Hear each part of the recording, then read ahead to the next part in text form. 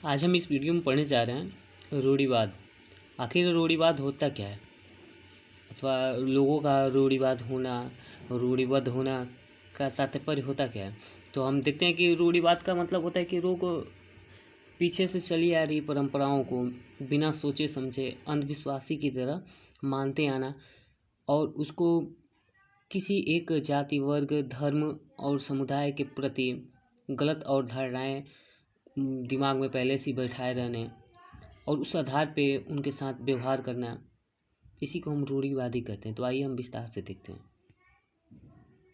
जब हम सभी लोगों को एक ही छवि में बांट देते हैं या उनके बारे में पक्की धारणा बना लेते हैं कि वो ऐसे हैं वैसे हैं, जैसे भी सोच बना लेते हैं, तो उसे रूढ़िवादी धारणा कहते हैं।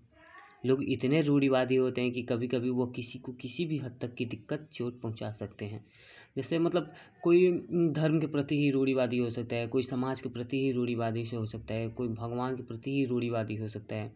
इसका मतलब है कि मतलब कोई जैसे धर्म का बात आती है तो मतलब धर्म के प्रति रूढ़िवादी का मतलब होता है कि कोई अपने धर्म को इतना महान मानेगा, इतना मानेगा, उसके आगे किसी की नहीं सुनेगा और इतना कट्टरपंथता हो जाएगा उसके अंदर कि उसके लिए वो कुछ भी कर सकता है। जैसे आजकल आप देख ही सकते हैं कि मतलब लोग धार्मिक दृष्टि से कितने अग्रसर रह रहे हैं इन सब चीज़ों में। जैसे लोग बहुत चीज़ों में गलत अवधारणाएं बना लिए हैं, धार्मिक दृष्टि से, सामाजिक दृष्टि से, और भगवान को यह पसंद है वो पसंद है, ना जाने क्या क्या करके। सामाजिक दृष्टि से भी लोग समाज में रहने वाले लोगों के प्रति गलत अवधारणा बनाए हुए हैं। जैसे नाली साफ करने वाले, कूड़ा उठाने वाले तथा निम्न व गरीब लोग, ये लोगों को इतना नीचा मानते हैं, इतना ये लोगों को मानते हैं कि मतलब ये लोग होने ही नहीं चाहिए, ये लोग मतलब इसी काम के लिए इनको मतलब ऐसे ऐसे लोग हैं जो इनको मतलब मानव मानते ही नहीं है, अपना मानते ही नहीं है कि मतलब वो भी हमारे जैसे ही नहीं मानते हैं। इन्हीं को हम बोलते हैं रूढ़िबद्ध धारणाएं। तुरंत किसी को भी देखकर, हाँ, जैसे भगवान पंडितों की बात सुनते हैं तथा उन्हीं के यहाँ तो पूजा पाठ करवाना पसंद करते हैं, ये भी काफ़ी लोगों को पता होगा। और ऐसे ही समाज में वह छोटे छोटे या निम्न लोग के आधार पर समाज के लोगों को बांट दिए हैं सब, जिस वजह से अधिकतर लोगों में द्वेष तथा घृणा की भावना बना रहा है, जिस वजह से समाज में एक तरह की अशांति का डर बना रहता है। अक्सर लोगों में किसी एक जाति, धर्म, वर्ग अथवा किसी समुदाय के प्रति गलत धारणा उत्पन्न हो जाती है। जैसे एक अवधारणा, एक मुसलमान अपनी बच्चियों को शिक्षा नहीं देते या कुछ ही देते हैं, पर लोगों को इसके बारे में सच्चाई पता नहीं। ऐसा इसलिए नहीं होता कि वह रूढ़िवादी हैं, जबकि इसका मुख्य कारण गरीबी है, क्योंकि अधिकतर मुसलमान गरीब होते हैं जो उतना एफर्ट नहीं कर पाते हैं।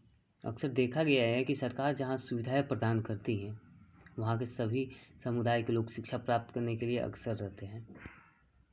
जैसे केरल राज्य को ले लीजिए, यहाँ की सरकार विद्यालय की प्रगति, वहाँ के शिक्षकों की व्यवस्था तथा स्कूल बस की व्यवस्था तथा बच्चों को पढ़ने के लिए सही वातावरण को प्रदान की जाने वाली सारी सुविधाएं प्रदान करती है।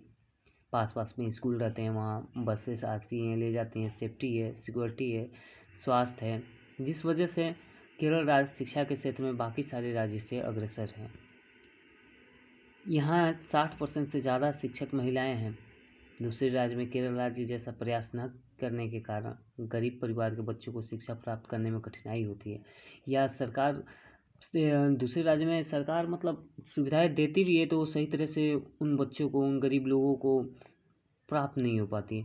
बीच के बिचौलिए फिर अधिकारी लोग खा जाते हैं, वो इस सिस्टम को मतलब नष्ट कर देते हैं, जो कि ऐसा होना नहीं चाहिए। तो हम बात करते हैं केरल राज्य में ऐसी सुविधाएं देने की वजह से वहाँ शिक्षा की व्यवस्था काफ़ी अच्छी है बाकी सारे राज्यों के मुकाबले में, चाहे वो मुसलमान हो, जनजाति हो या अनुसूचित जाति का हो। इससे जाहिर होता है कि लड़कियों की शिक्षा का समाज के लोगों को शिक्षित ना कर पाने का मुख्य कारण गरीबी है। अगर आप मेरी वीडियो से समझ रहे हैं तो कमेंट करके कुछ ज़रूर बताएं।